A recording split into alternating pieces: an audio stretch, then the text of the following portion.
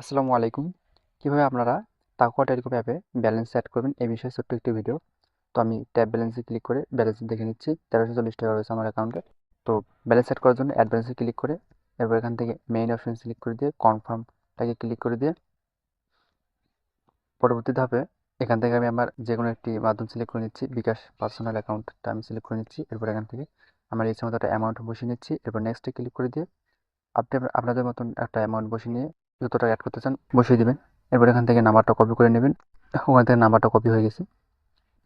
তো এরপর আপনারা এভাবে বেরিয়ে বিকাশ অ্যাপসে যাবেন। বিকাশ অ্যাপসে গিয়ে যত টাকা অ্যাড করতে চাইছেন ওই পরিমাণ টাকাটা বা সেন্ড মানি করবেন এই নাম্বারে।